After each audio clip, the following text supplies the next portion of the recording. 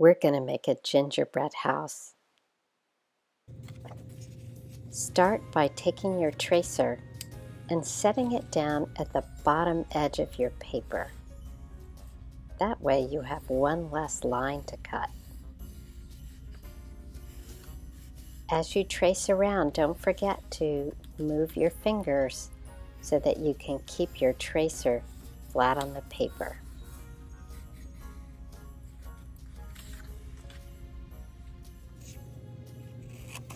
Go ahead and cut that out. You can bend your paper a little bit to get to the angles. And you're done. Save this paper for later.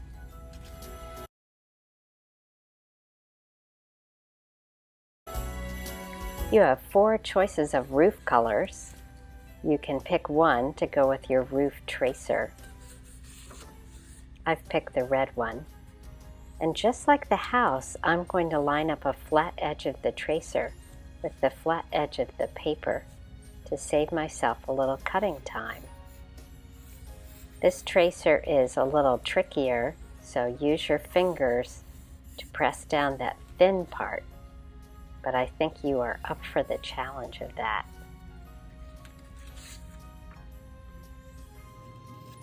Go ahead and cut out your roof all around that tiny little edge.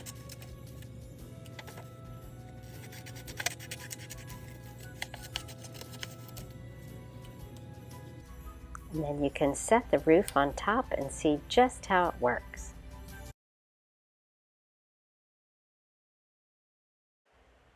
When you're placing your house on your paper, don't put it on the bottom, but lift it up a little bit, maybe to one side or the other.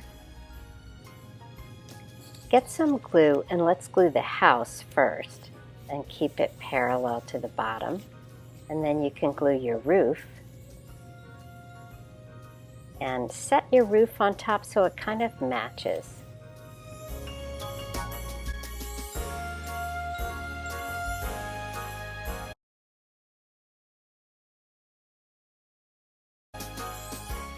Now we're going to decorate the house. There's so many ways you can do this. I want to make a door. I think I will use some of my leftover red and I'll make a door to fit right there. Remember to hold things down so they stay. Now I can use all sorts of colored scraps and little white circles to do some decorating. Remember, you want to put the glue on the thing and the thing on the paper. I'm making some little peppermints here. I have all sorts of colored squares that you can use anywhere you want in the house. You also have some construction paper that you can use to cut things out. I'm making some windows right now. Your windows don't have to look like mine. I've got a door handle. And then I thought I would put a chimney on my house. I'm using lots of scraps. Speaking of which, I think I want to use some of this brown to make a gingerbread person.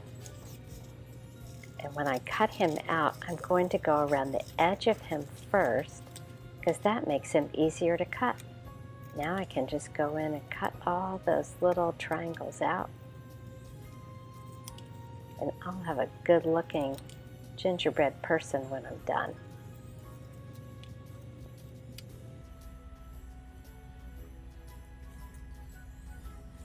I think I might like a sidewalk, and I just picked a color and I'm cutting some rectangles.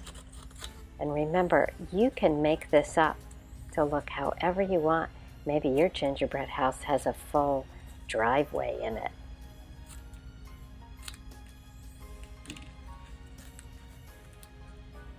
I'll just glue these down, make a little sidewalk. I can also cut little triangles to make decorations around the bottom of my house. I can cut some squiggly pink lines to put edge on the roof.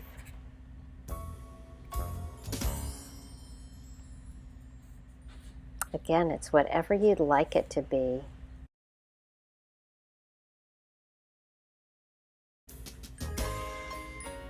We want to put a horizon line that goes along the bottom of the paper so that we know where to put our trees. We can use crayons and you can color your trees in.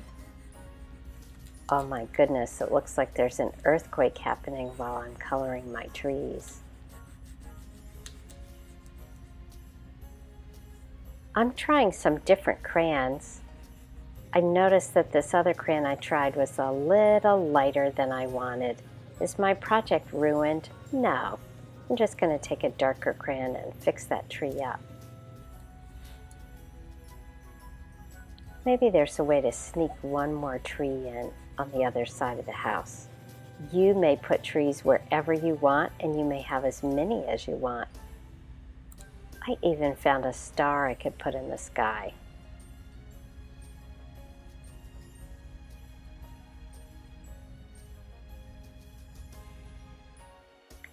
Now it's time to paint. I'm going to have a paper towel, some paint that I'm going to share with someone at my table, and a little brush with paint just on the end of it.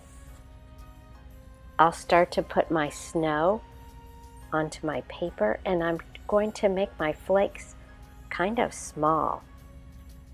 I could have a few big flakes, but I want mostly small and medium flakes.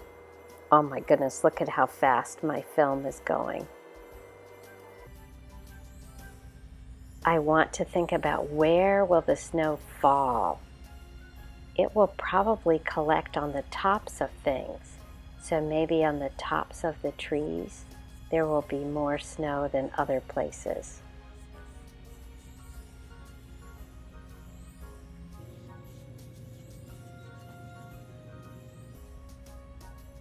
Well, if it comes down onto the house, it will probably collect on the edge of the roof and maybe even around the chimney a little bit.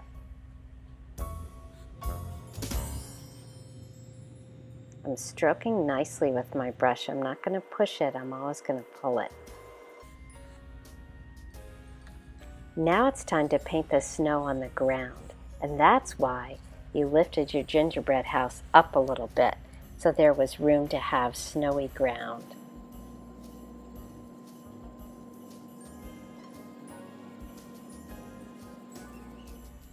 You want to paint your snow all the way out to the edge of your paper.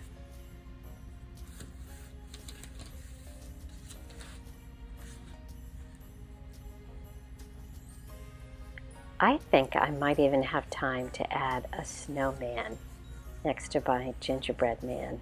Maybe they're friends. It might be fun to add some icicles to your gingerbread house.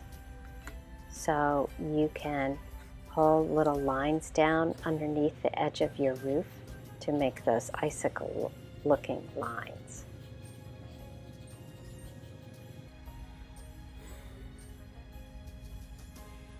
I think I'll even put the moon in the sky.